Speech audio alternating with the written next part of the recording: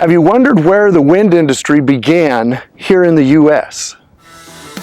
You and I have an insatiable appetite for electricity. Come with me and we'll look at the issues relative to wind farms and the communities that they serve. This is the Windfarm Guy. Hi, this is Dennis Stout, and thank you for joining me for this episode of the Windfarm Guy. This is a very special episode of the Windfarm Guy. It is the confluence of three significant events. First, several years ago, I set a personal goal of shooting a Windfarm Guy video in each of the 48 states in the Continental U.S. This video was shot in California and is my 48th state. Second, this is my 100th Windfarm Guy video. I shot my first episode in November of 2017. Now, almost exactly 5 years later, I'm posting my 100th episode. They've changed a lot over the years. The content is better, the product is better, and I sure appreciate you watching, supporting, and subscribing. Third, this video, being the 48th state and my 100th video, is also shot at Altamont Pass in California. The Altamont Pass is where the wind industry started here in the U.S. Oh sure, there were wind turbines before then, even wind projects. But this was the first utility-scale business venture fully incorporated into the grid. This was the genesis of the American wind industry. Jack Kline is a meteorologist that worked at Altamont Pass in those early days and continued working there for decades. So he has a wealth of experience and knowledge. It was great visiting with him as he showed me around the area, and he wasn't afraid of sharing the good and the bad about those early days. Now, I want to get right to that interview with him. Today, I am in the Altamont Pass in California. And I'm here because this is kind of the genesis of the wind industry here in the United States. And with me today is Jack Kline. Jack Kline is a meteorologist that has worked in this area for years, decades even now. Decades, yeah. And so I asked Jack to meet me here so that he could tell us a little bit about the early days and what's been happening here at the Altamont Pass. Jack, can you tell me a little bit about, let's just talk about the early days. What was this area like? Well, the early days, of course, before the wind industry developed, it was just these hills, these golden hills, as they call it here. PG&E, back in the late 70s, during the energy crisis that occurred in that time, they decided that they wanted to investigate the possibility of including wind generation in their energy mix for their customers here in California. The Altamont Pass had been recognized as a windy area, and so PG&E came out and they installed some towers in a few locations out here and started measuring some wind speeds to see, well, what's the wind like. And it turned out that there was a generous resource out here. And so as the interest in wind energy developed across the country, and early entrepreneurs in the wind industry had machines, they wanted to find places where they could install them and start a business with that. California was picked because not only was there windy areas like the Altamont Pass, but there's also favorable financial incentives. Mm-hmm. There was investment tax credit, both federal and state, which I think amounted to around 40% tax credit for investments into wind projects. So if you invested $1,000, you could get a $400 tax credit off of your taxes. Wow. And so that was a very lucrative incentive. Sure. Well, and plus this area is very close to load because we're right outside the Bay Area here. Oh, yes. Yeah, and exactly. So there were lots of customers to buy the electricity that was generated. That's right. PG&E has a massive substation just a few miles from here. The Tesla substation is massive, and there are many power lines that run through here. And so, yes, there's access to collection systems, which of course is one of the essentials we need for wind energy development. And so, yeah, people flocked out here. And one of the companies that began early development out here was a company called U.S. Wind Power, which began back in Somerville, Massachusetts, near Boston. Yes. And they started their development out here back in very early 80s, 1981. And I happened to get hired on in 1982, came out here, and early October 1982, almost 40 years ago from this time, which is kind of amazing. But that's so I've been out here ever since. And you've made this home now. Yes, I have. Yeah, live just up the road a ways now, and first lived in Livermore, which is just to the west of here, and where the company headquarters in California were, and then living in Brentwood now, just up north, and yeah, been working in the Altamont Pass on and off since then. Right.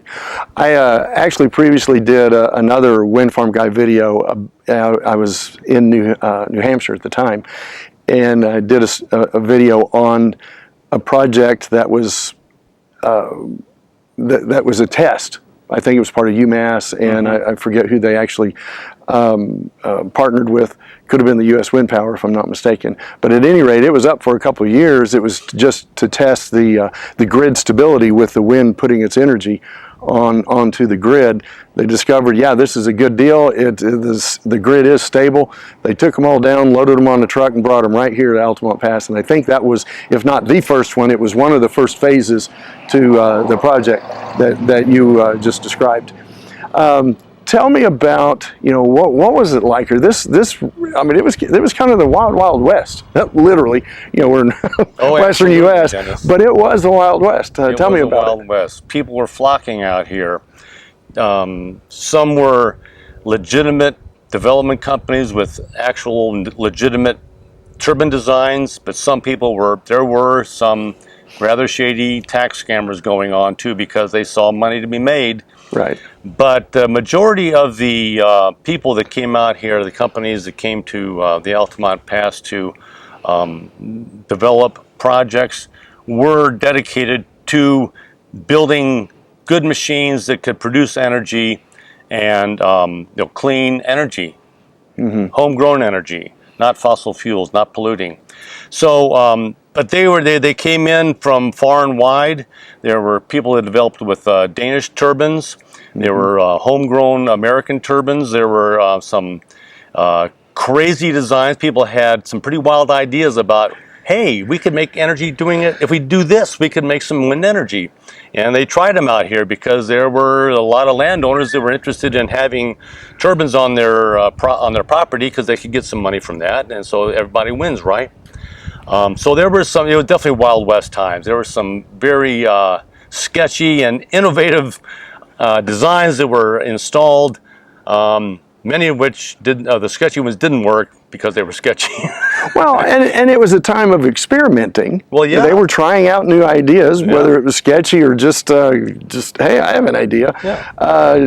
Tell me about some of the ideas that did not work, but we learned something from. Learning what doesn't work sometimes is just as valuable as learning what does work. That's true. So you know what not to do anymore.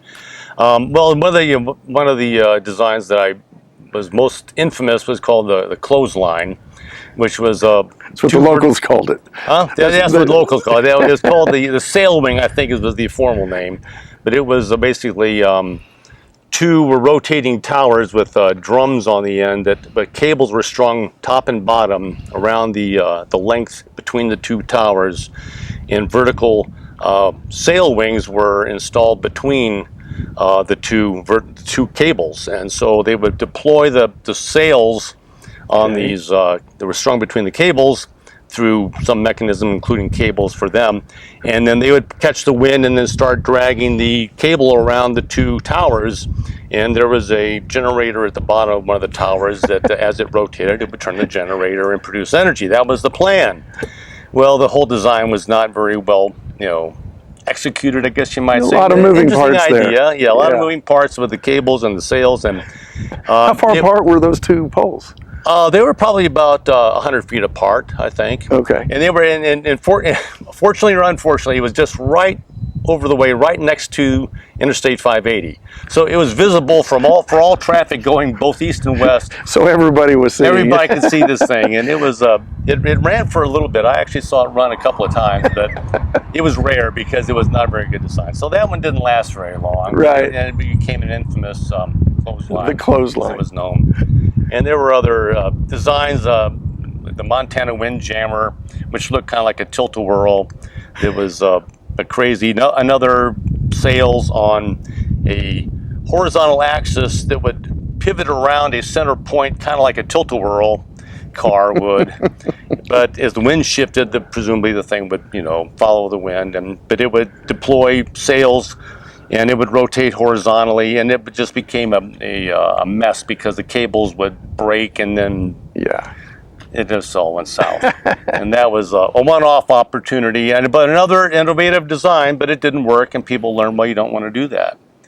Well, and that's been the story of, well, not just the wind industry, but every industry is you're trying new things, you're experimenting, and for heaven's sake, Henry Ford tried the production line by someone pulling. I remember as a kid in school watching video of someone pulling the chassis through this as people were putting experimenting. That was a good experiment, but in the end, the industry has learned that this sort of turbine, 3 blades up on the tower, is horizontal axis is really, at least for what we know today, that's the best. Yes. Well, that's why you see the prevailing designs that you see developed all over, not only here, but across the country and in Europe as well, and around the world.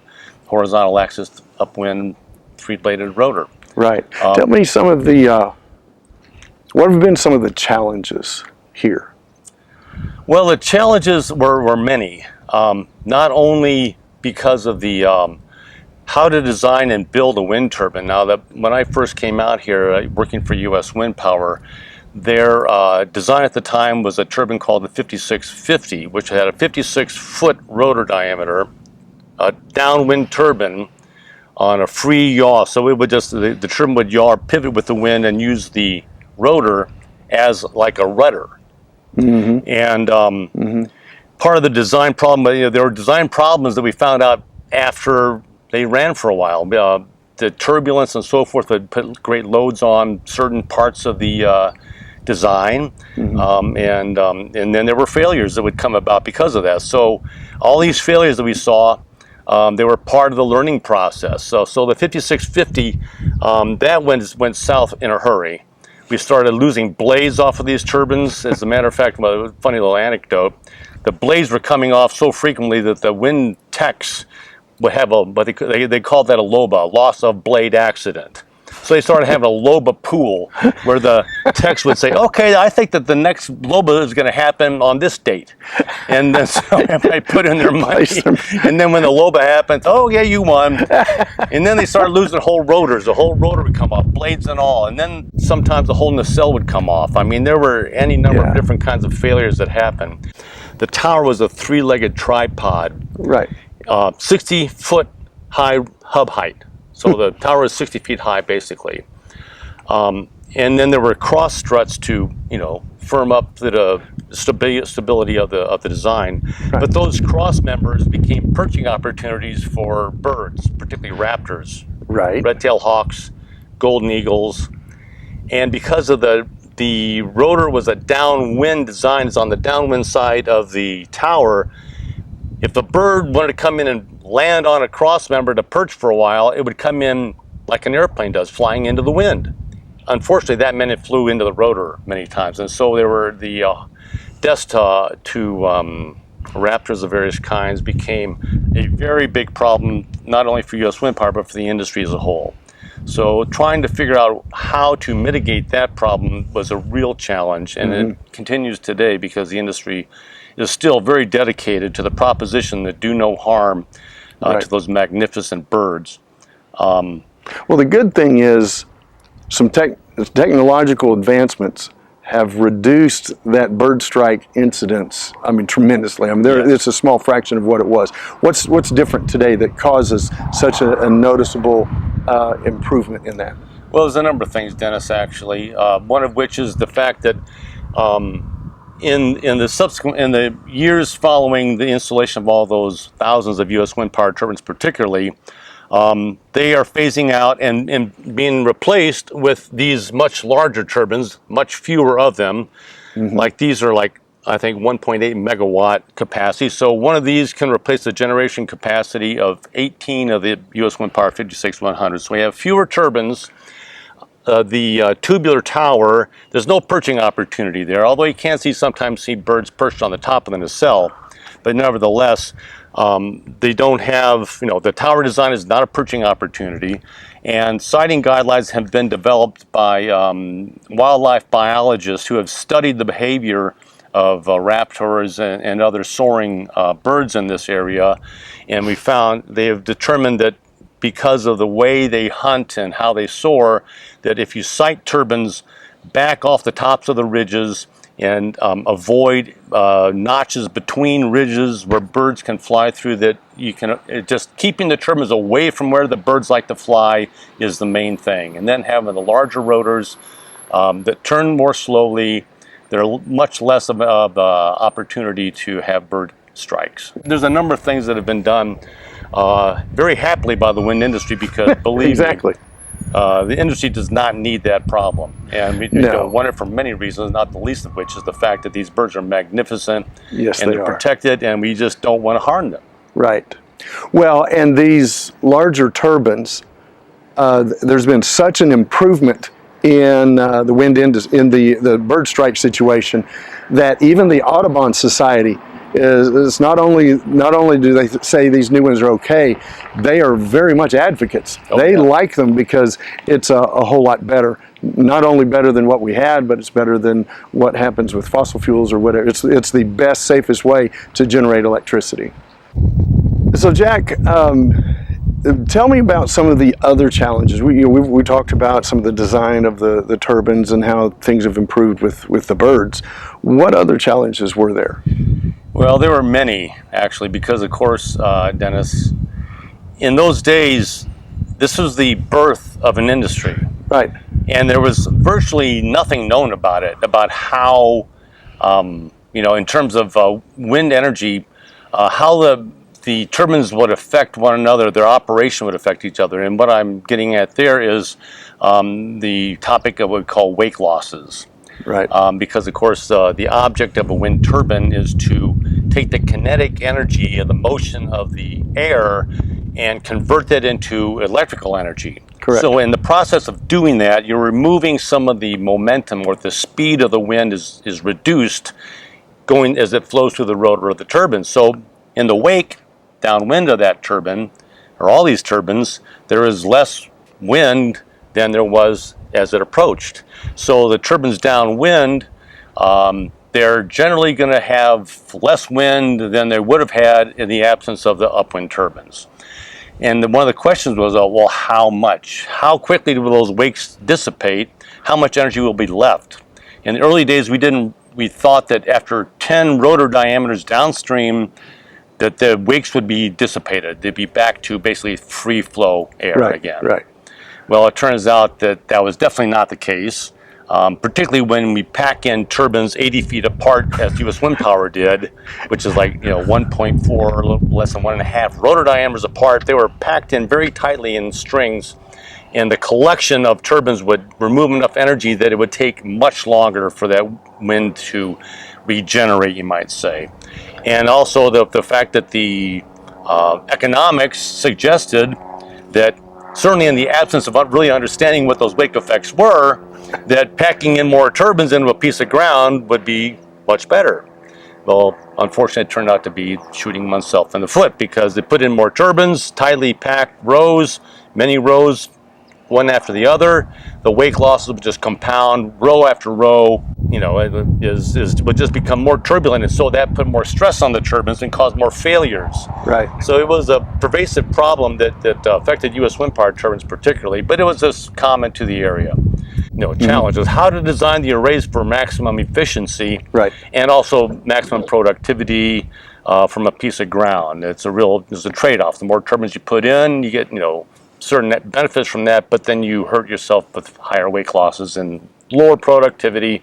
So trying to find a balance is key. And that was one of the things that really was a big problem here in the Altamont Pass.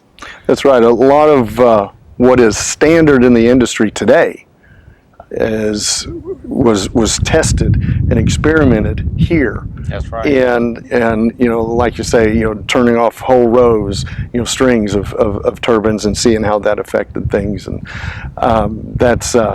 that's pretty interesting.